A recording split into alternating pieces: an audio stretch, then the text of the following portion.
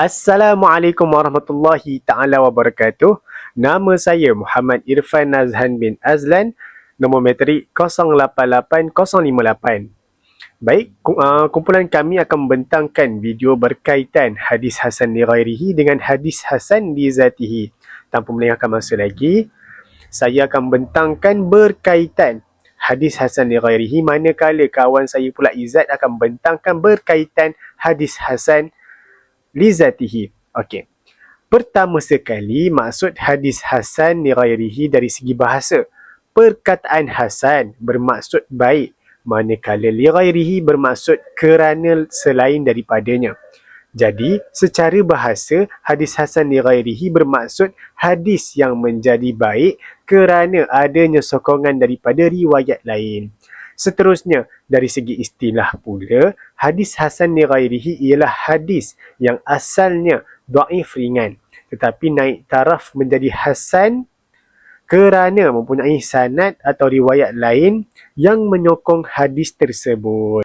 Maksudnya, hadis itu pada asalnya tidak cukup kuat disebabkan perawinya kurang kuat dari segi hafalan ataupun ketepatan. Namun, kelemahan itu tidak terlalu berat. Apabila terdapat beberapa riwayat lain yang membawa maksud yang sama, maka hadis tersebut menjadi lebih kuat dan diterima oleh ulama. Selain itu, kedudukan hadis Hasan li ghairihi ialah ia termasuk dalam hadis yang diterima dalam ilmu hadis. Kedudukannya lebih tinggi daripada hadis dhaif, tetapi masih di bawah hadis Hasan li zatihi dan hadis sahih.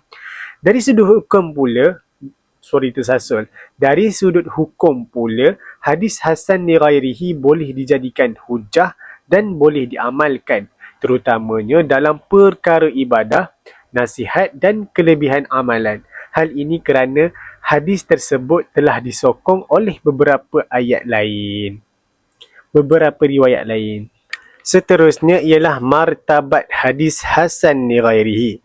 Susunan martabat hadis ialah: pertama, hadis sahih; kedua, hadis Hasan li zatihi; ketiga, hadis Hasan li ghairihi; dan yang terakhir ialah hadis dhaif.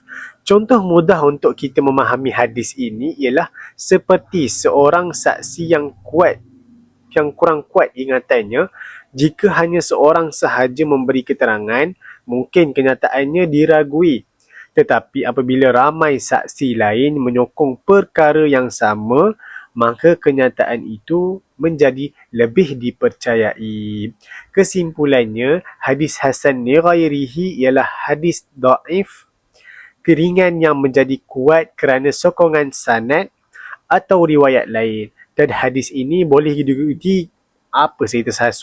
Hadis ini boleh digunakan dalam amalan. Sekian, wabillahi taufiq wal hidayah. Wassalamualaikum warahmatullahi ta'ala wabarakatuh. Kita akan teruskan dengan pembentangan Izzat. Bismillahirrahmanirrahim. Assalamualaikum warahmatullahi wabarakatuh. Saya Muhammad Izzat Faham bin Muhammad Jais, nombor matrik 087382.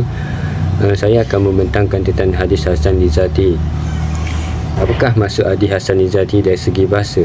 Hasan li zatihi dari segi bahasa bermaksud indah, baik dan lawan kepada buruk. Dari segi istilah pula, terdapat beberapa pandangan ulama seperti Imam Tamizi menyebutkan ia adalah hadis yang dikenali kuncinya dan perawinya masyhur di kalangan ulama. Namun yang paling masyhur adalah daripada Ibnu Hajar, iaitu hadis ahad yang diriwayatkan oleh perawi yang adil tetapi hafalannya sedikit lemah, khiftun dobit, sanadnya bersambung serta bebas daripada kecacatan, illah dan kejanggalan, syaz. Seterusnya, di manakah kedudukan hadis ini?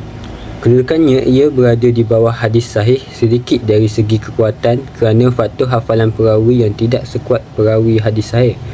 Hukumnya pula, para ulama termasuk fuqaha dan ahli hadis sepakat bahawa hadis Hasan li zatihi boleh dijadikan hujah dalam menentukan hukum hakam dan diamalkan. Malah ulama seperti Ibnu Huzaimah ni dan Al-Hakim ada kalanya memasukkan hadis Hasan li zatihi ini dalam kategori kitab sahih mereka kerana sikap mereka yang agak longgar. Martabat hadis Hasan li zatihi. Hadis Hasan juga mempunyai darjat seperti hadis sahih. Al-Dhahabi menyebut darjat tertinggi hadis Hasan li zatihi seperti riwayat Bahzu bin Hakim daripada ayahnya daripada datuknya, riwayat Amru bin Shu'aib daripada ayahnya daripada datuknya, dan juga riwayat Ibnu Ishaq daripada Al-Taimi. Riwayat-riwayat ini ada yang dikatakan sahih tetapi sebenarnya berada pada darjat paling rendah sahih. Terdapat hadis Hasan li zatihi yang diperselisihkan antara dinilai hasan atau dilemahkan, seperti hadis Al-Harith bin Abdullah, hadis Asim bin Damrah dan juga hadis Hajjaj bin Artad.